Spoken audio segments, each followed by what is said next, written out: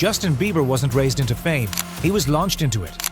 Discovered on YouTube as a teenager, Bieber represented a new era. Raw talent amplified by the internet. No media training, no slow climb, no industry seasoning. One moment he was a kid in Canada, the next he was global property. Millions of fans, screaming crowds, instant wealth, unrestricted access, and no emotional armor. This is the first mistake people make when judging Justin Bieber. They confuse exposure with preparedness. Bieber could sing, he could perform, he could sell, but he was still a child. By his mid-teens, Bieber wasn't just famous, he was idolized. Adults wanted access to him. Peers couldn't relate to him. Authority figures benefited from him. That combination is dangerous, because when everyone profits from your presence, discipline becomes optional. His early brand was clean, polite, romantic, harmless. But behind the image, something fundamental was missing. Boundaries. He couldn't go outside alone. He couldn't fail privately. He couldn't develop normally. And when normal development is delayed, pressure accumulates.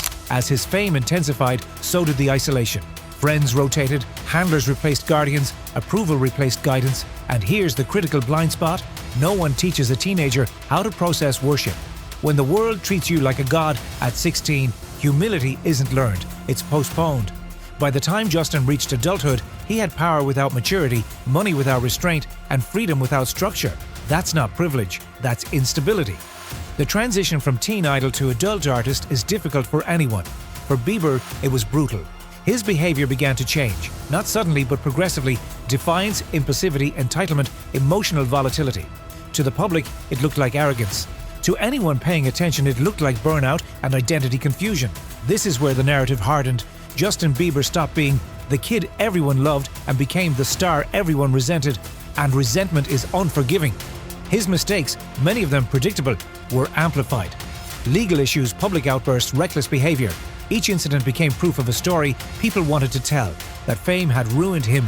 But the framing avoids responsibility because the truth is harsher. Justin Bieber didn't break character.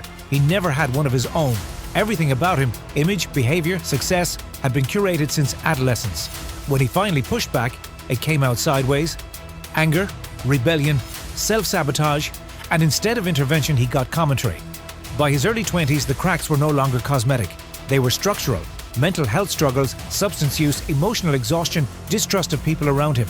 He spoke openly, sometimes incoherently, about loneliness, pressure, and confusion. The public didn't hear pain, they heard excuses, because we prefer downfall narratives to developmental ones. Here's the uncomfortable truth at the core of Justin Bieber's rise: he grew up in front of the world, but without the privacy required to grow correctly. And growth delayed always demands payment later. By the early 2000s, Justin Bieber's life was no longer just a career. It was a public ecosystem designed to consume him. Every move was watched, every mistake was magnified, every tweet, post, or photo could become a global headline. For a teenager, this level of scrutiny was impossible to process. The very adoration that made him a superstar also trapped him in a constant performance.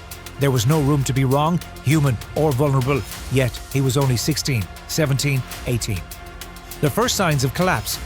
Justin's troubles weren't instant. They started small, almost imperceptible. Slight rebellion, sneaking out, testing boundaries, irritability under pressure, showing anger publicly, confusion about identity. Who was he beyond Bieber the brand? But the public didn't see nuance. Headlines reduced him to stereotypes: spoiled brat, teen troublemaker, reckless star. What they ignored was the root cause: a child thrust into adult responsibility and wealth before his brain and identity were fully formed. By the time incidents escalated, fights with paparazzi, arrests for reckless behavior, vandalism, and more, the world interpreted it as arrogance, not survival under unrelenting pressure. The media and social media pressure.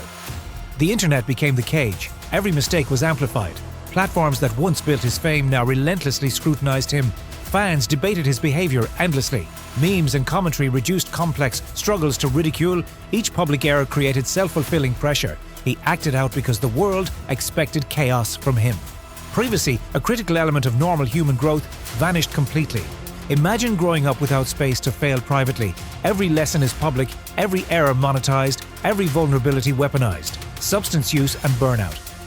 Behind closed doors, Justin turned to substances, not just as rebellion, but as coping mechanisms, escaping anxiety from the constant spotlight, managing depression and exhaustion from touring and recording, numbing emotional pressure he had carried since childhood. Substance use didn't cause his problems, it amplified them, making misbehavior more public and damaging. Burnout followed naturally. His creativity and joy became trapped by expectation. He was performing non-stop, but for whom? The fans, the industry, himself? Relationships, fame, and isolation. Romantic relationships became complicated. Early relationships were intensely scrutinized. Dating a public figure meant private mistakes became global scandals. Trust and intimacy were difficult because everyone around him had the access, motive, or expectation. He could not make mistakes in private, and the constant public gaze prevented him from forming a grounded adult identity. This is where many misread his behavior as recklessness. It wasn't random, it was human survival under extreme conditions. The turning point? Attempted redemption. By his early 20s, the pattern became unsustainable. Public backlash, legal issues, and personal burnout forced a reckoning. Justin sought therapy and guidance. He began speaking about depression, loneliness, and the toxicity of fame. He focused on music that reflected vulnerability, faith, and self-awareness. Marriage to Hailey Baldwin provided a stabilizing force, but redemption is complicated. The world doesn't forget public mistakes. Every scandal lingered online, every tweet replayed, every rumor recycled. He could rebuild, but his reputation had cracks impossible to fully erase. Mental health and the price of fame. This is where the story becomes uncomfortable. Fame delayed personal development. Constant performance replaced real-world coping skills. Public judgment replaced mentorship and guidance. Even after professional help, therapy, and personal growth, Justin's identity struggles didn't vanish. Recovery is not linear. It's ongoing, public, and unrelenting when your life began under a microscope. He spoke about anxiety, depression, and emotional exhaustion openly, but society still framed him as privileged and reckless. This reveals the brutal truth. Growing up in fame is not an advantage if the tools to navigate adulthood are never provided. Lessons from the rise and fall. Justin Bieber's trajectory isn't just a cautionary tale for celebrities. It's a lesson in systems, power, and society. Childhood fame without boundaries is inherently unstable. Public adoration without private support is dangerous. Mistakes are magnified, recovery is minimized, and nuance is lost. Redemption is harder than stardom because identity was never allowed to develop organically. He didn't fail in the typical sense. He survived a world that demanded performance without teaching him resilience. Final reality today, Justin Bieber is performing again, married, and attempting a more stable life. But his story is a warning.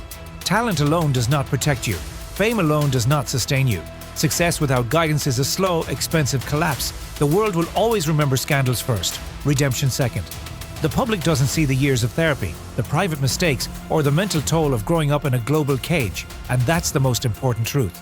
The only people who live with the consequences of childhood fame are the children themselves.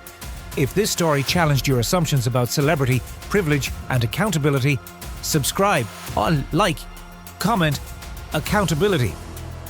Because the most dangerous collapses aren't dramatic headlines. They're slow, systemic, and ignored until it's almost too late.